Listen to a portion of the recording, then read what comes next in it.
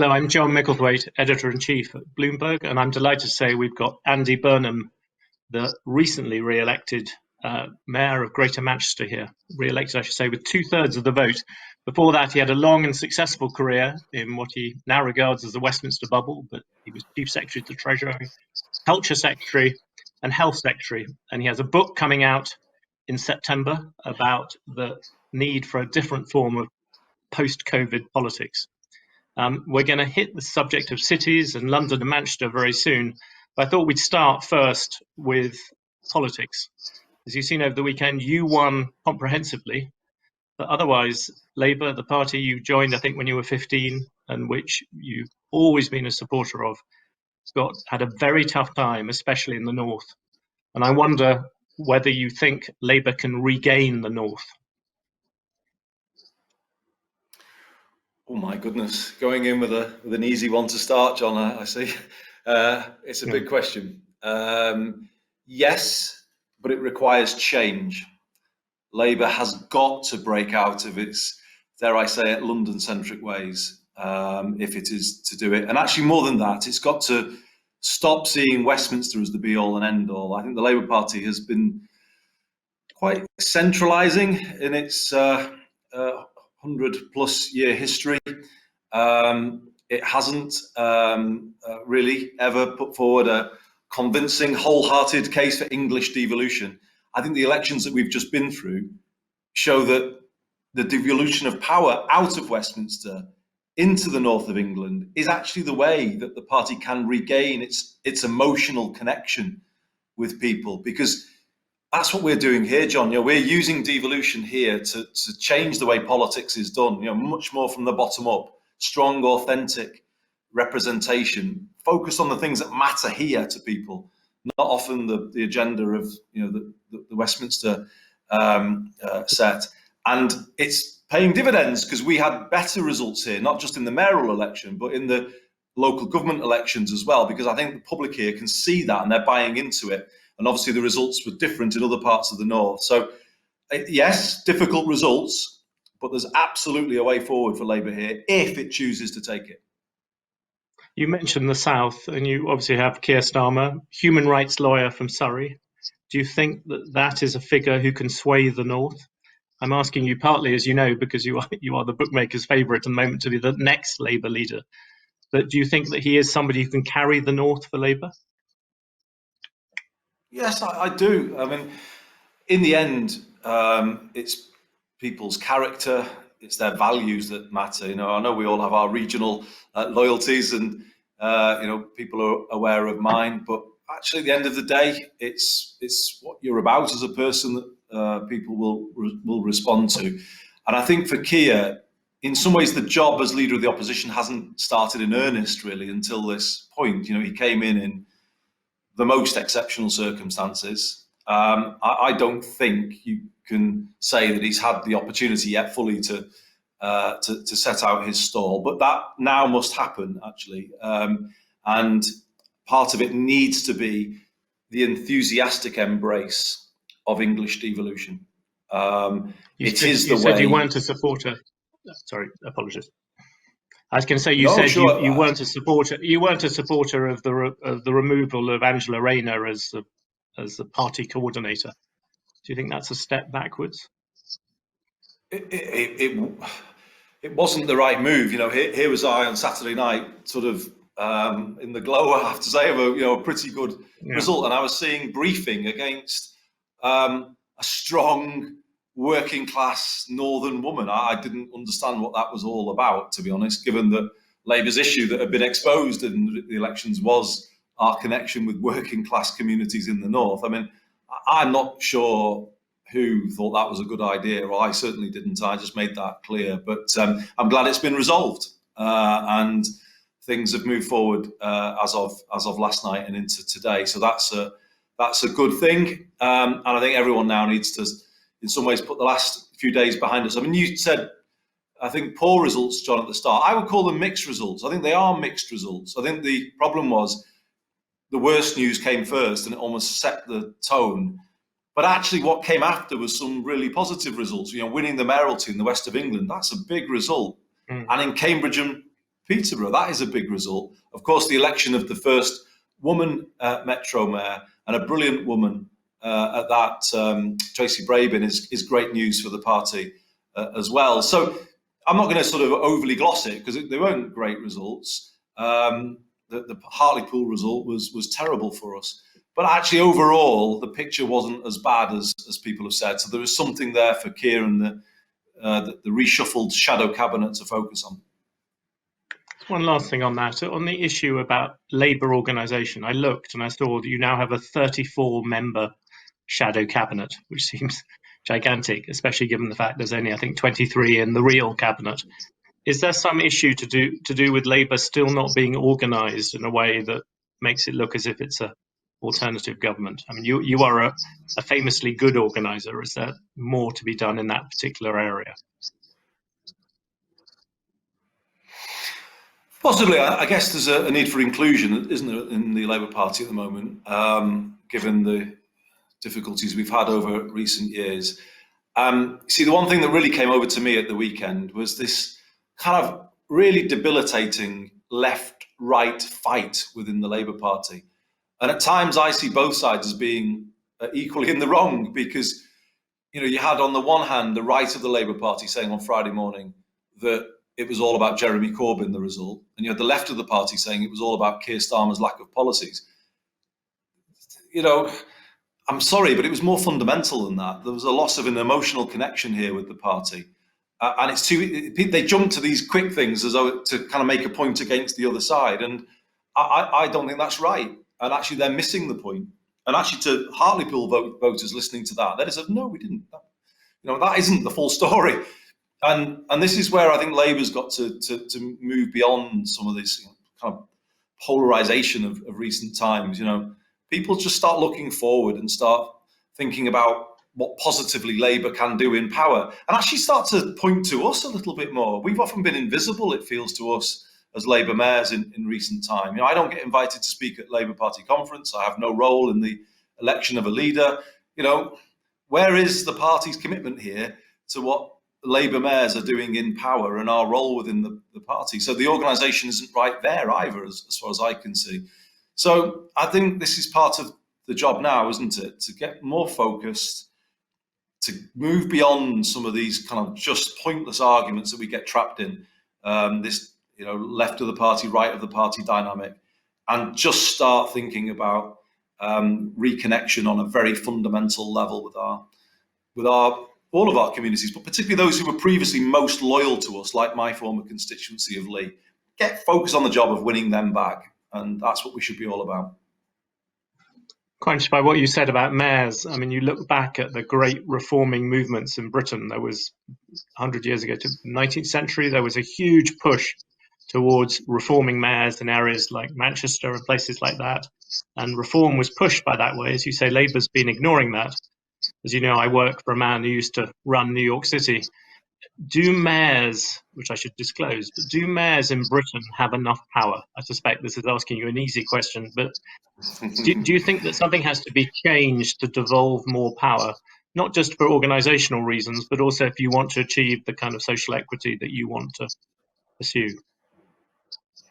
Yeah, for sure. You could have started with that question, John, rather than that really difficult question you threw me first, because this is now easy territory. And I'm very grateful, actually, to your former boss, Michael Bloomberg, who invited me and Steve Rotherham to New York in the early days of having first taken office in 2017. And we learned so much from him, but he introduced us to a whole range of US mayors.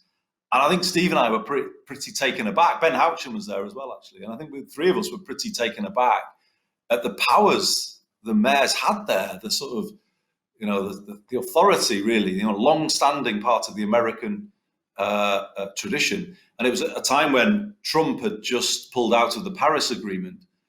The US, I think they're called the Conference of Mayors, are they called? But the organization of US mayors had all said, well, we're all going to opt back in from our city's point of view.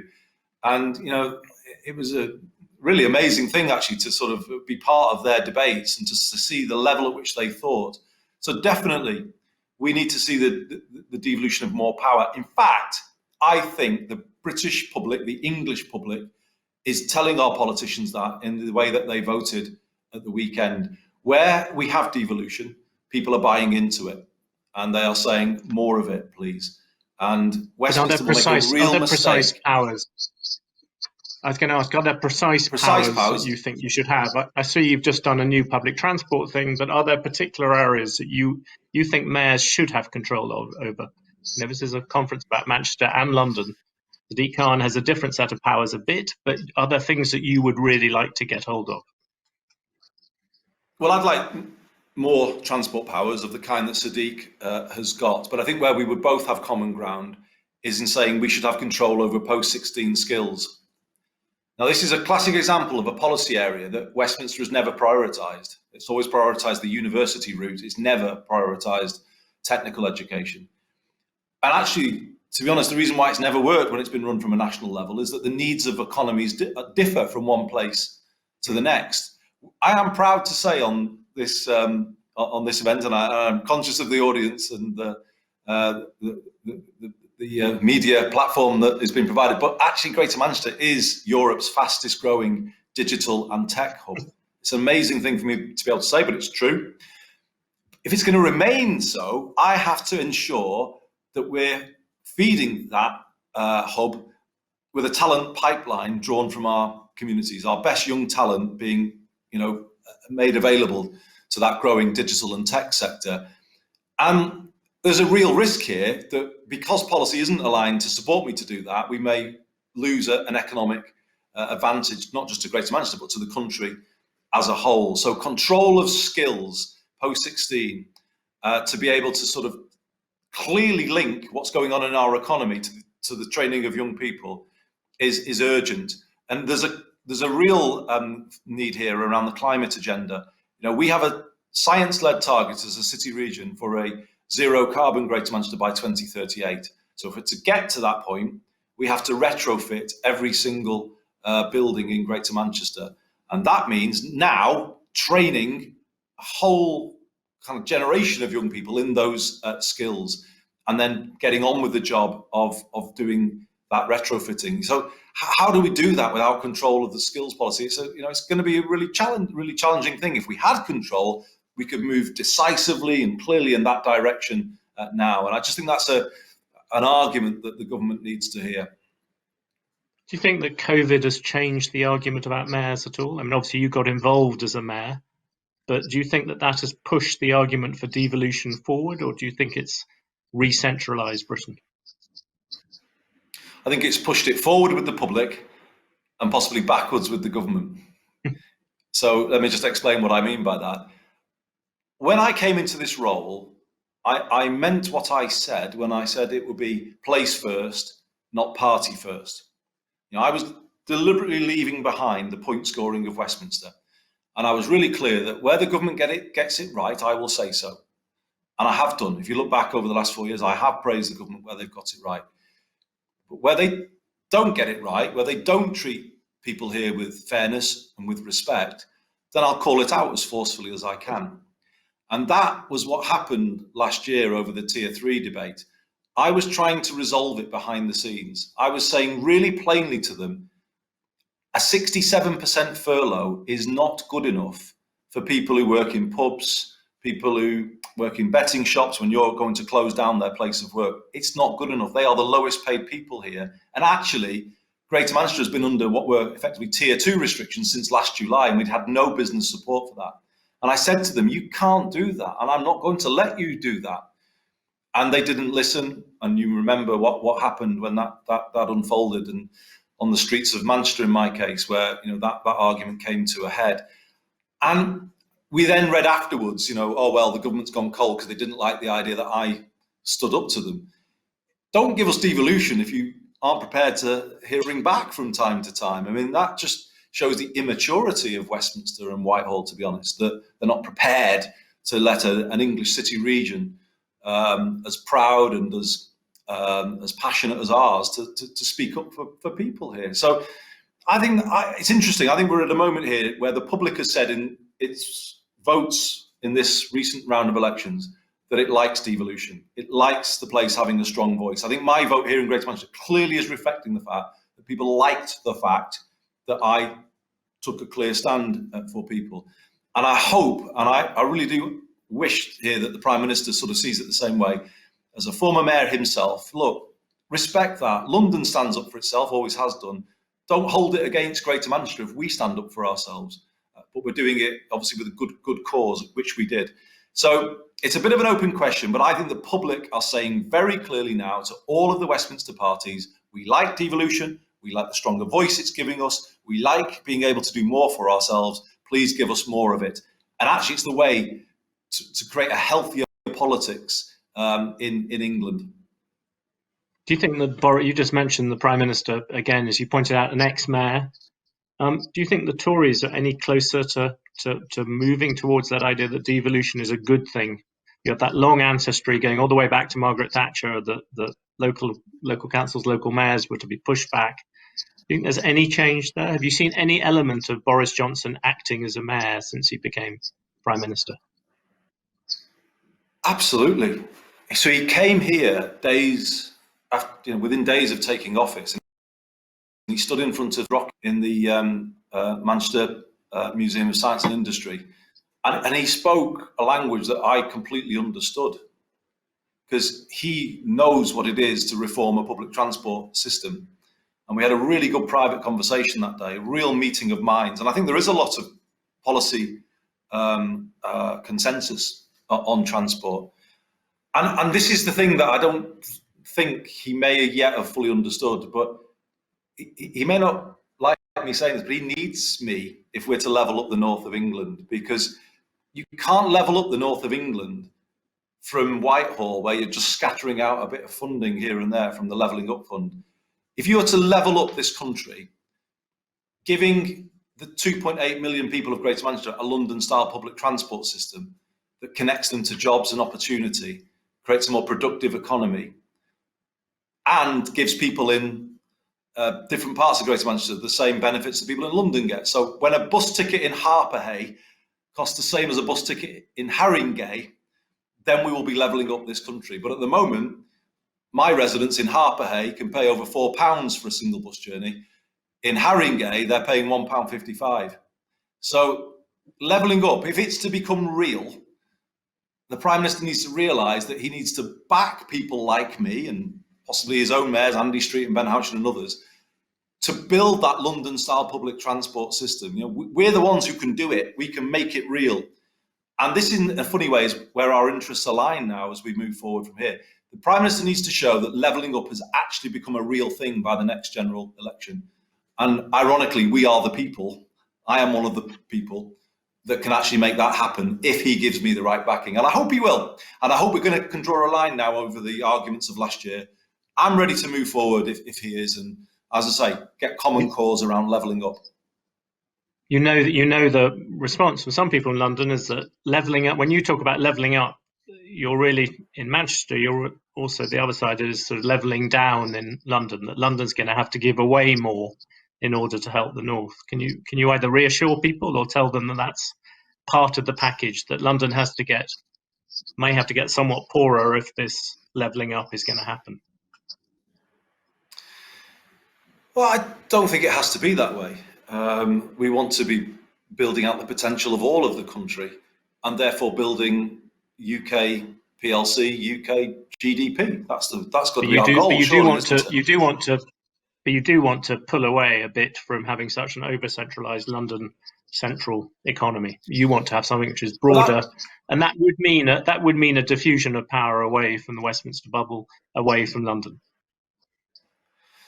But that may not necessarily be a terrible thing for everybody in London if the overheating of the property market sort of cools off a bit and property becomes a little bit more affordable to people. Because London is great. I love London. My son is studying at UCL at the moment. I spent my 20s living in London and a large part of my life as an MP living in London. Here's something, don't believe what people say. I love London. I've got a lot of time for London. I'm a patriotic person. I'm proud of our capital city. But I think it will in the end be in London's interest if more places have a bit more of what London has got. And that actually probably stops London overheating and becoming unaffordable to many Londoners. So I'm not talking about putting the bus prices up in London a bit to even them with Manchester. I'm just saying let us have the same thing as you've got, which is a single bus journey at £1.55 and a daily cap on what people can spend. It can't be right that some of the poorest parts of the country have the most expensive public transport, but that's what we've got at the moment. And yeah, that's levelling up as far as I'm concerned, if you're to make a real change about that. So it doesn't mean London being massively diminished and as though we've all got a downer on you. We're all trying to, it doesn't mean that at all. We'll all feel better about London, I think, if we're getting more of what London has got. And some people criticised me in the recent election for saying I want a London-style public transport system for Greater Manchester. Well, I do, because I'm proud of what you've got in London. I like what you've got there. I'm not saying that I want something different. I want what you've got, and I think that's a compliment to London. Can I ask you about one big thing, which everyone's now looking at in cities, whether it's London, whether it's Manchester, is what a city centre looks in the post-COVID world.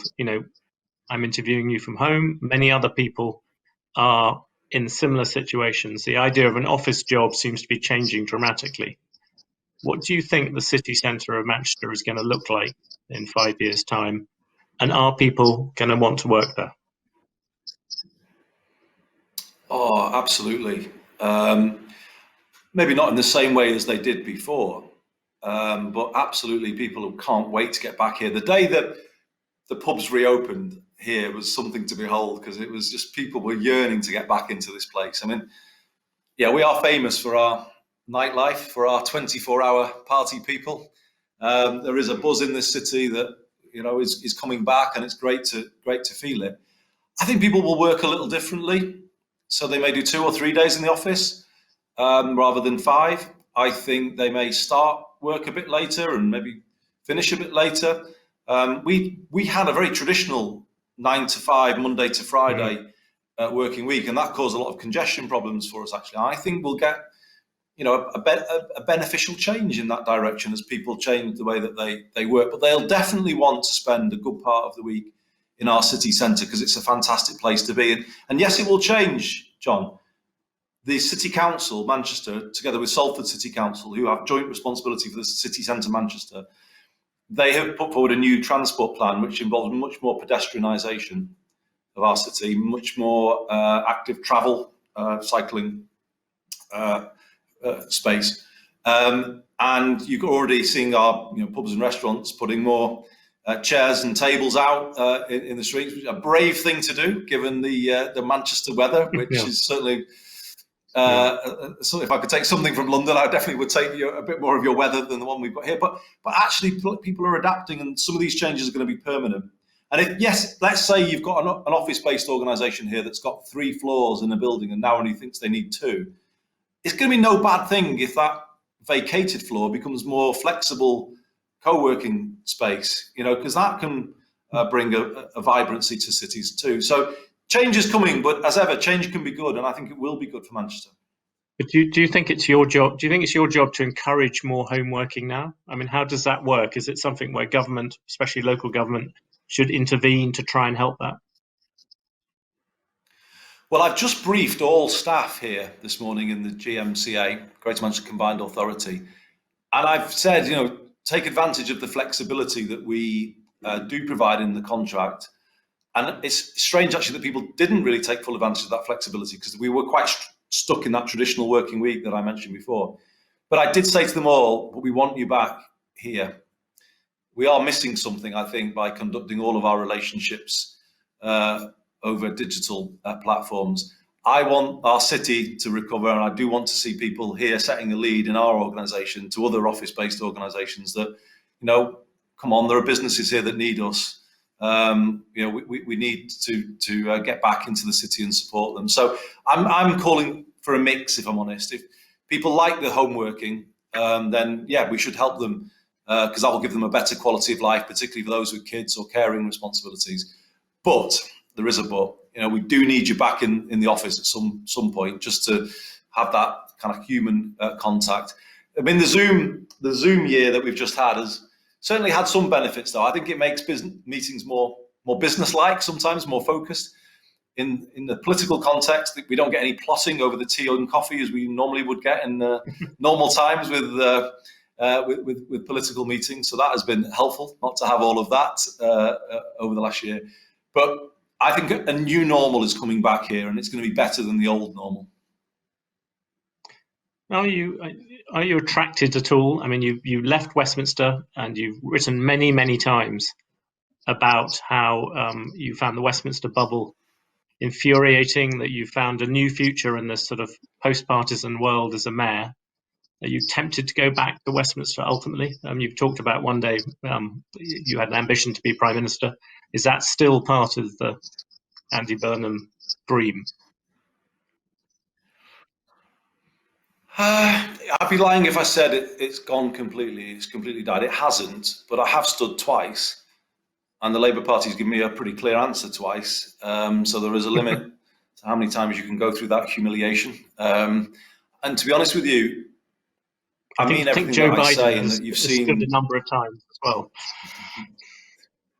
Yeah, and I never say never, and part of me still has that ambition to lead at the Labour Party. But more of me at this moment in time is loving this job. You have seen the real Andy Burnham, I guess, in the last 4 years in a way that probably people never did see in my 16 years in Westminster, because it was never my natural habitat, if I'm honest. I found some of that challenging. The longer I was in Westminster, the more, I kind of felt that it kind of drags you away from your real mission and your real sense of who you are. It makes you vote in ways that you don't always want to do. It makes you say things you don't always want to say. That's what Westminster politics does to people over a long period of time. And I stepped outside of that, and I think I've been invigorated really for that. I feel liberated. And I think in some ways the vote on Saturday reflected that. People can see that I'm doing things that I think are right. I'm taking a place first approach. I'm just all my life, and as I say, loads of time for London. Don't believe the myth. I'm not anti-London in any way, shape, or form. But I am. My heart and soul resides in the northwest of England. I do believe this is the best place on earth, the best people on earth. I feel I could not be in a better role right now in terms of what I'm trying to do. I was in this city region when Margaret Thatcher deregulated our buses, took our beautiful orange and white buses and gave us this jumble of chaos on our roads. And I remember as a young person sort of feeling the frustration of having to pay so much more to travel on the bus. Actually, to be now in the position where I'm putting that right, bringing buses back under public control, creating a London-style public transport system, there's something so satisfying about that in a way that you never got in Westminster.